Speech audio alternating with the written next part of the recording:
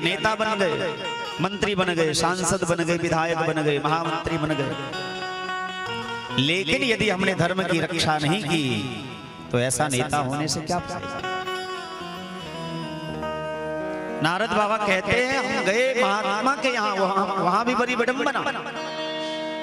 नाम तो है मौनी बाबा, हम अपने मौनी बाबा की चर्चा नहीं कर रहे हैं, हम इस गांव के त्यागी बाबा की चर्चा नहीं कर रहे। ये ना सोचिएगा कि त्यागी बाबा को कह रहे, मौनी बाबा को कह रहे। भैया नाम तो है मौनी बाबा, लेकिन उनके आश्रम के अंदर से बहुत शोरगुल हो रहा है। ऐसा मौनी बाबा बनने से क्या फायदा। नाम तो लिखा दिए अपने आश्रम में कि ये त्यागी बाबा का आश्रम है, लेकिन उस आश्रम के अंदर जाओ तो महान सुख सुविधा। ऐसा त्यागी बनने से क्या फायदा। नारद बाबा कहते हैं भैया हम महात्माओं के यहाँ गए, वहां भी बड़ी विडंबना, वहां भी शांति नहीं मिली। क्योंकि एक जमाना ऐसा था जब महात्मा छुप करके रहते थे। आजकल जमाना ऐसा आ गया जो महात्मा ज्यादा से ज्यादा अपने आप को पेपर में छपवाते, और यही स्थिति कथावाचकों की भी। यदि कोई कथावाचक चाहे जितना सुंदर कथा कह ले, 2, 4, 10 बार विदेश में कथा उसकी नहीं हुई तो लोग उसे श्रेष्ठ कथाकार मानने के लिए तैयार नहीं है। लोगों की भी यही विडंबना है। नारद जी कहते वहां भी हमको शांति नहीं मिली। फिर मन में विचार किया कि चलो गृहस्थ के यहाँ जाते हैं। धन्यो गृहस्थाश्रम, गृहस्थ आश्रम जो है बड़ा धन्य है, पूजनीय है। गृहस्थ के यहाँ गए तो वहां भी विडंबना। तरुणी प्रभुतागे श्याल को बुद्धिदायक, कन्या विक्रयिनो लोभात, दंपति नाम चकलकनम। गृहस्थों की भी बड़ी दुर्दशा है। जो घर में बूढ़े लोग हैं, वार्ताम कोपी न पृच्छति गेहे, 2-4 मिनट उनसे कोई बढ़िया से ढंग से बात भी नहीं करता। और घर किसके हिसाब से चलता है, बोले तरुणी प्रभुतागे, जो नई नवेली दुल्हन बन करके आई है, जो पुतोह है, उनके हिसाब से घर चलता है। वो जैसा चाहती है, जैसा नाचना चाहती है, घर वैसा नाचता है। तरुणी प्रभुतागे श्याल को बुद्धिदायक, और विचार देने वाले कौन हो गए, बोले साले साहब। घर में जो बुजुर्ग माता पिता है उनसे तो कोई 2 मिनट ठीक से बात नहीं करता। वार्ताम कोपी न पृच्छति गेहे, और विचार किससे लेते हैं, बोले साले साहब। किसी ने यहां रोका और पूछा, यदि साले साहब विद्वान हो, समझदार हो, तो विचार लेने में क्या दिक्कत है। बोले दिक्कत तो नहीं है, लेकिन यदि साले साहब का घर में ज्यादा आना जाना लगा रहा तो महाभारत होने में ज्यादा दिन नहीं लगेगा। क्योंकि ब्रज में एक बड़ी सुंदर कहावत है, दीवार बिगाड़े आरो और घर बिगाड़े सारो। यदि एक दीवार में ज्यादा आलमीरा निकालेंगे तो दीवार कमजोर हो जाएगा, गिरने का डर बना रहता है। उसी प्रकार यदि साले साहब का घर में ज्यादा आना जाना लगा रहा तो घर में महाभारत होने का चांस बढ़ जाता है। नारद बाबा कहते हैं, न गृहस्थ के यहाँ हमको शांति मिली, न महात्माओं के यहाँ, न तीर्थ में, न मंदिर में, कहीं शांति नहीं मिली। आजकल की जो स्थिति है, कहते हैं कन्या विक्रयिनो लोभात, दंपति नाम चकलकनम।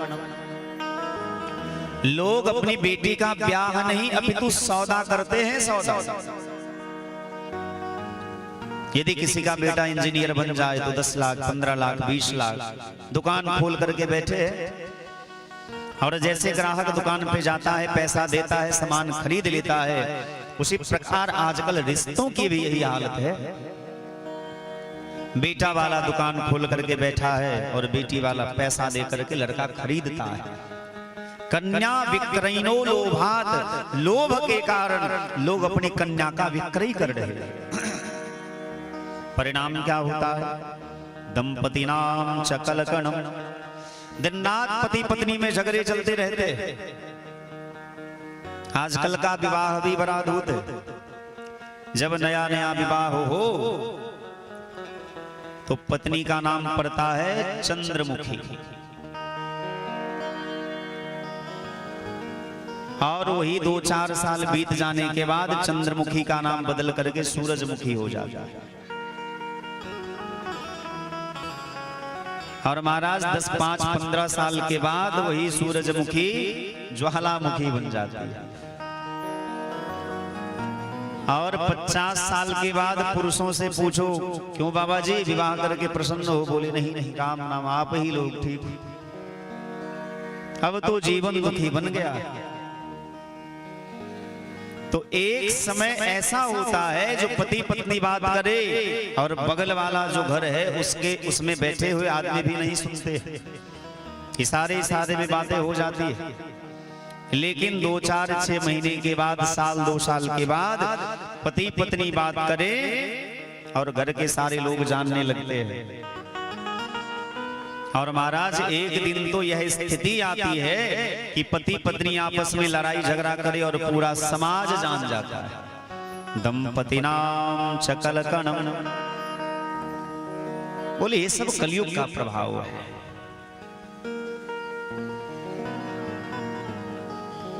जिस घर में कलह हो वहां शांति नहीं मिल सकती है। नारद बाबा कहते हैं कि ना मुझे महात्मा के यहाँ शांति मिली, ना गृहस्थ के यहाँ शांति मिली, ना तीर्थ में शांति मिली। तो हमने विचार किया कि चलो वृंदावन धाम चलते हैं।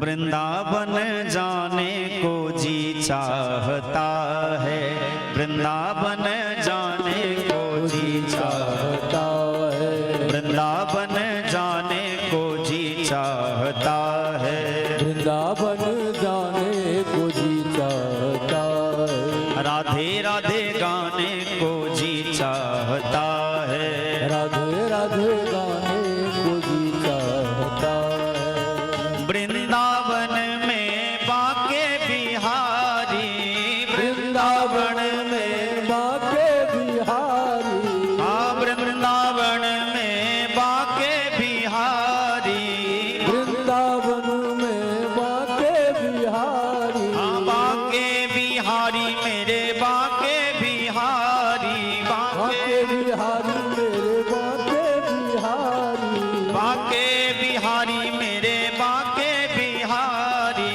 बाके बिहारी मेरे बाके बिहारी। उनको निहारने को जी चाहता है, वृंदावन जाने को जी चाहता है, वृंदावन जाने को जी चाहता है। वृंदावन जाने को जी चाहता है। जय हो।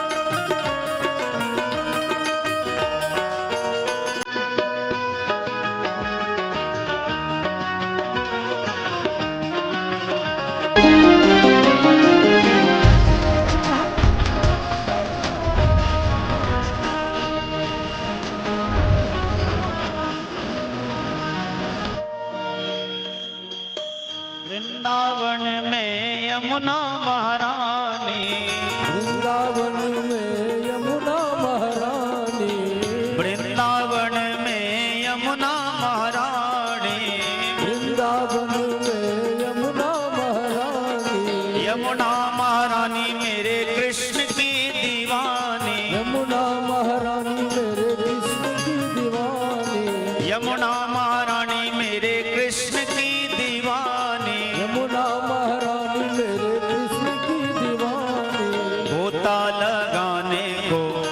चाहता है, गोता लगाने को जी चाहता है, वृंदावन जाने को जी चाहता है, वृंदावन जाने को जी चाहता है, वृंदावन जाने को जी चाहता है, वृंदावन जाने को जी चाहता है, वृंदावन जाने को जी चाहता है, वृंदावन जाने को जी चाहता है, वृंदावन जाने को जी चाहता है।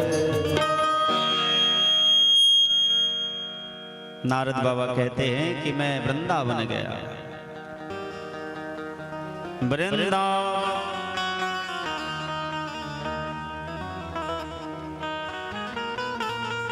हॉमिंग ले रहा है, उसको सुनिए।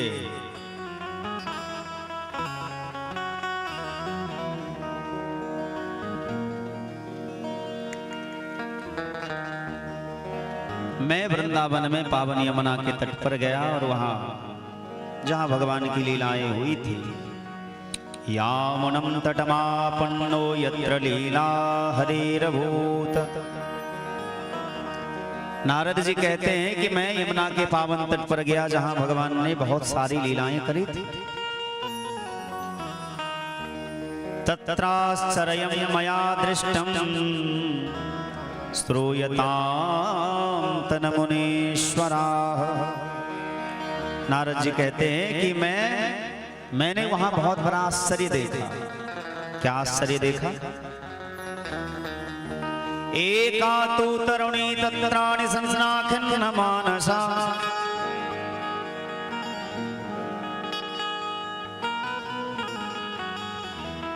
एका तु तरुणी तत्राणि संस्नाखिन्न मानसा। मैंने यमुना जी के पावन तट पर एक स्त्री को देखा जो तरुणी थी, नवयुवती थी। एका तो तरुणी तत्राणि संस्नाखिन्न मानसा, जो बहुत उदास होकर के बैठी थी और उनके बगल में दो वृद्ध पुरुष अचेत अवस्था में पड़े हुए थे। बहुत सारी स्त्रियां उनको घेर करके समझा बुझा रही थी। कोई पानी पिला रही थी, कोई पंखा कर रही थी, कोई आंसू पोंछ रही थी। मुझे दया आ गई, मैंने जाकर के पूछा, कासी तुम का विमोचे मां नार्यः का पद्मलोचना, वद देवी सविस्तारं स्वस्य दुःखस्य कारणं। हे देवी, आप कौन हैं? कासी तुम का विमोचे मां नार्यः का पद्मलोचना।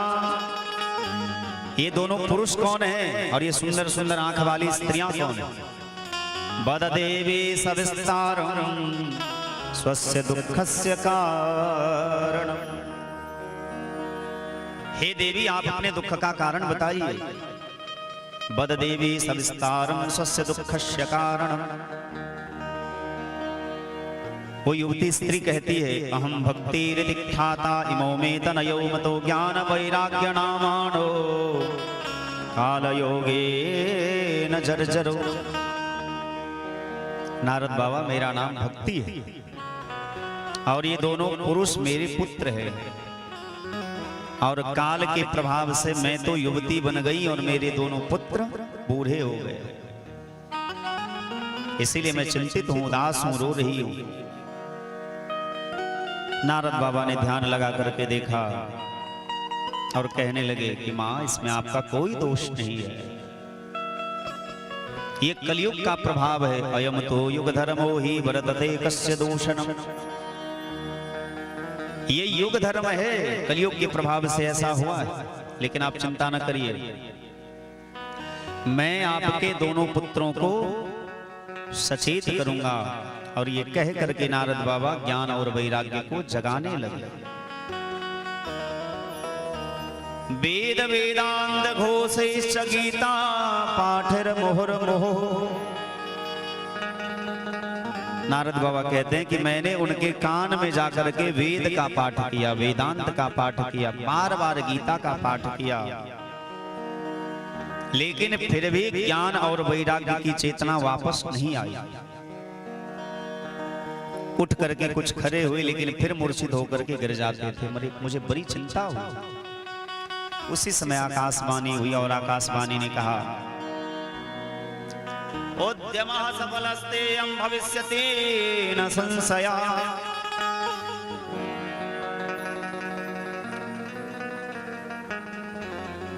नारद जी, आप उद्यम करिए, सत्कर्म करिए, आपका उद्यम सफल अवश्य होगा। और मैंने ज्ञान वैराग्य को वहीं छोड़ करके सत्कर्म क्या है ये जानने के लिए यहाँ आया हूं। अब आपका दर्शन हो गया तो आप ये बता दीजिए कि ज्ञान वैराग्य को चेतना वापस कैसे आएगी। सनकादि ऋषि मुस्कुराने लगे और कहे, नारद जी, इतनी छोटी सी बात के लिए आप इतने परेशान हैं? अरे आकाशवाणी ने जो सत्कर्म के विषय में कहा वो कुछ और नहीं अपितु भागवत की कथा ही सत्कर्म है। नारद जी कहते हैं, वाह भैया, जब वेद से कुछ नहीं हुआ, वेदांत से कुछ नहीं हुआ, गीता से कुछ नहीं हुआ, फिर भागवत से क्या होगा?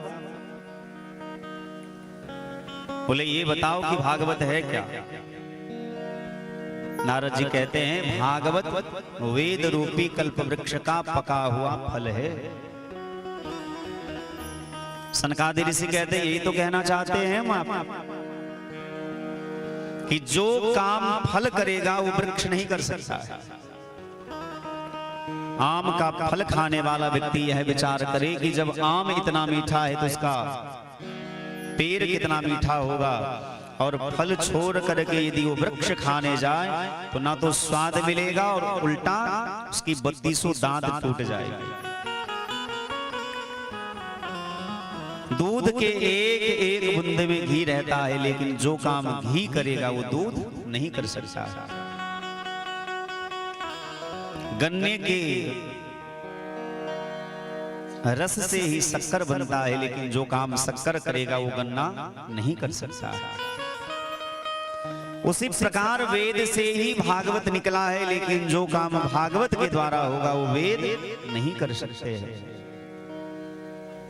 नारद बाबा प्रसन्न हो गए, वाह भैया,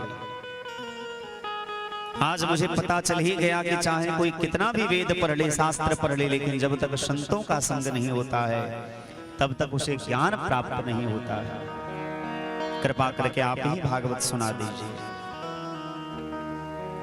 शनकादि ऋषि बद्रिकाश्रम धाम से थोड़े नीचे आते हैं। हरिद्वार में मां गंगा के पावन तट पर बालुओं को समेट करके एक वृक्ष के नीचे मंडप तैयार किया गया। सुंदर व्यास पीठ तैयार हुआ और उस व्यास पीठ पर बैठ करके चारों भैया ज्ञान वैराग्य की चेतना को वापस लाने के लिए भागवत का अनुष्ठान करते हैं।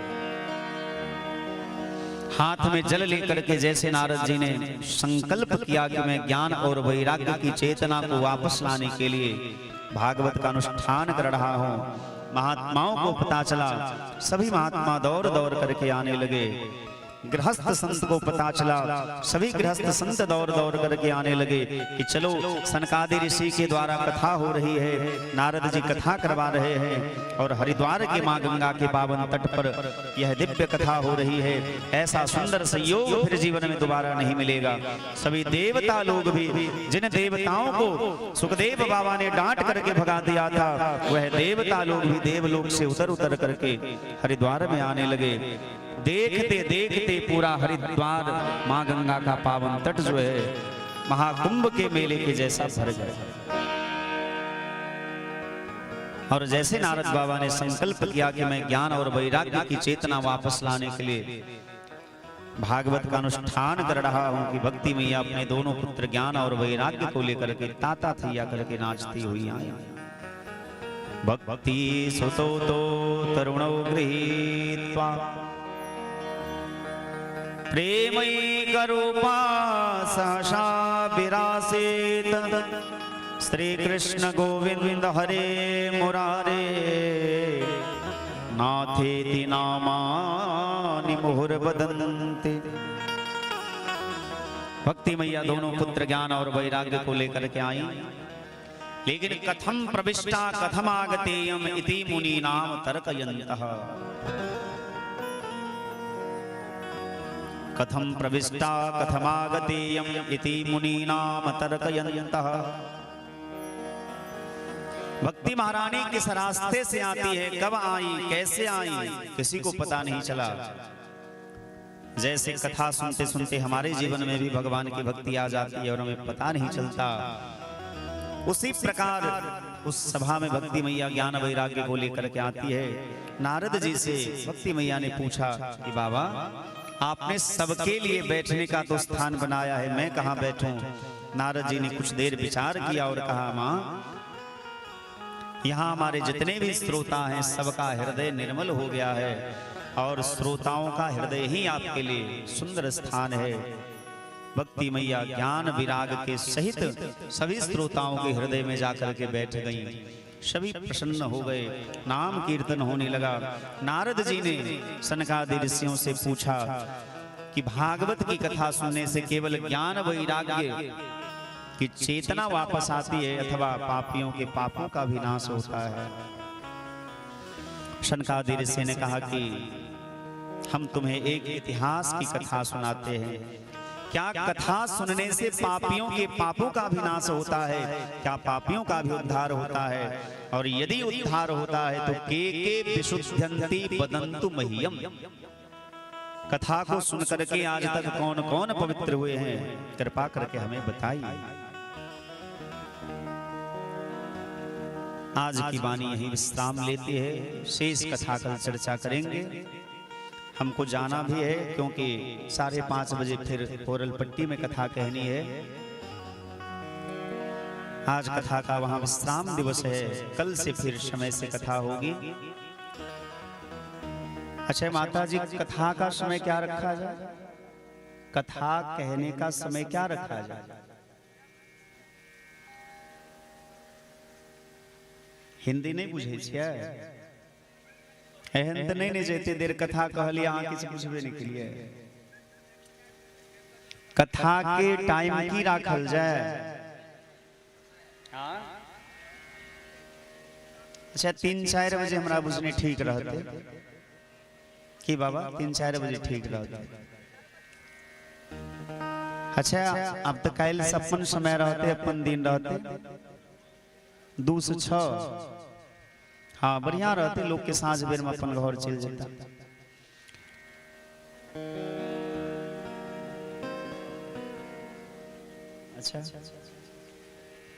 अच्छा चलू ना, देखबे जेहन समय रहते।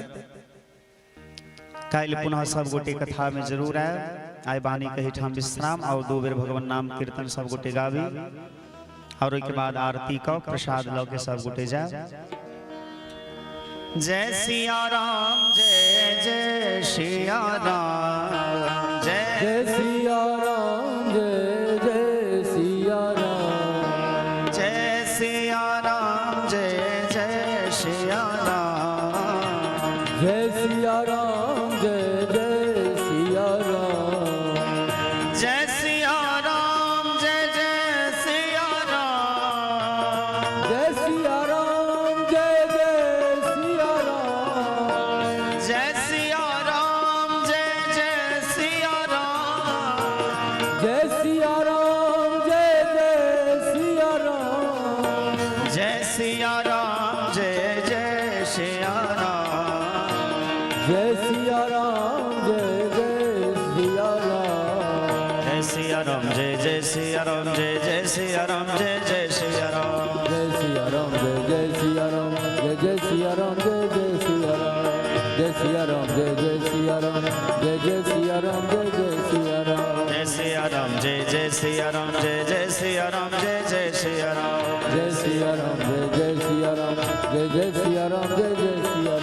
जय सिया राम, जय जय सिया राम, जय जय सिया राम, जय जय सिया राम, जय सिया राम, जय जय सिया राम, जय जय सिया राम, जय जय सिया राम, जय सिया राम, जय जय सिया राम, जय सिया राम, जय जय सिया राम, जय सिया राम, जय जय सिया राम, जय सिया राम, जय जय सिया राम, जय सिया राम, जय जय सिया राम, जय सिया राम, जय जय जय सिया राम।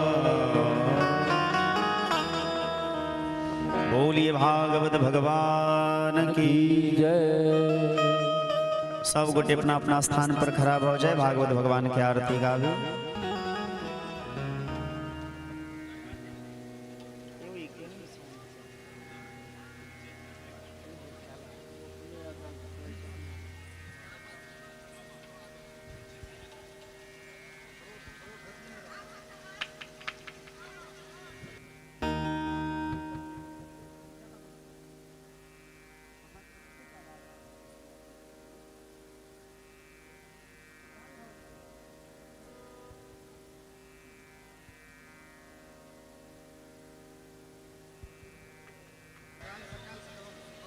जय श्री राम।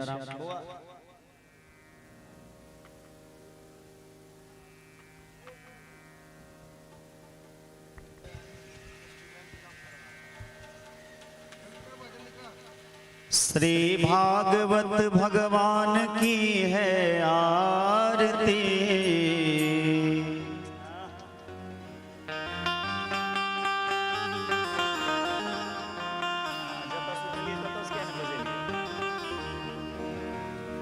श्री भागवत भगवान की है आरती, पापियों को पाप से है तारती। श्री भागवत भगवान की है आरती, पापियों को पाप से है तारती।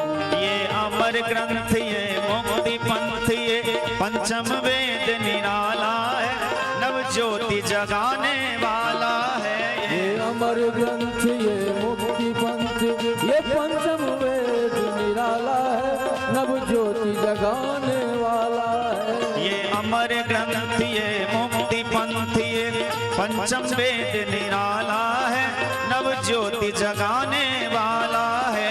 ये अमर ग्रंथ ये मुक्ति पंथ ये पंचम वेद निराला है, नव ज्योति जगाने वाला है। हरि नाम यही हरि धाम यही, हरि धाम यही हरि धाम यही, हरि नाम यही हरि धाम यही, हरि नाम यही हरि धाम यही। ये जग मंगल की आरती, पापियों को पाप से है तारती। श्री भागवत भगवान की है आरती, पापियों को पाप से है तारती। ये शांति गीत पावन पुनीत, पापों को मिटाने वाला है, हरि दर्श कराने वाला है। ये शांति गीत पावन पुनीत, पापों को मिटाने वाला है, हरि दर्श कराने वाला है। ये सुख करनी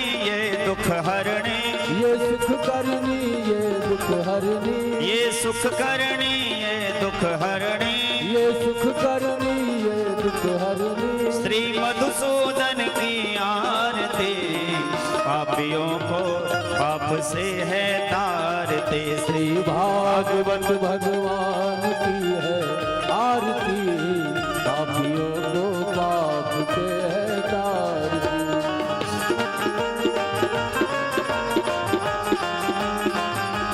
हरि बोल।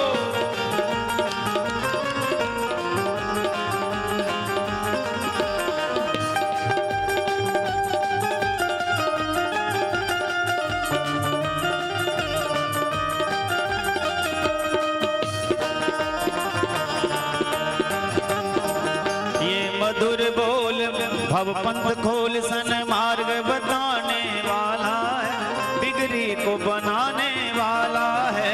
ये मधुर बोल जग पंथ खोल सन मार्ग दिखाने वाला है, बिगड़ी को बनाने वाला है। श्री राम यही घनश्याम यही, श्री राम यही घनश्याम यही, मीरा के नटवर श्याम यही, मीरा के नटवर श्याम यही, राधा के गिरधर श्याम यही, राधा के गिरधर श्याम यही। ये प्रभु महिमा की आरती, पापियों को पाप से है तारते। श्री भागवत भगवान की है आरती, पापियों को पाप से है तारती। हरे कृष्णा कृष्णा कृष्णा कृष्णा हरे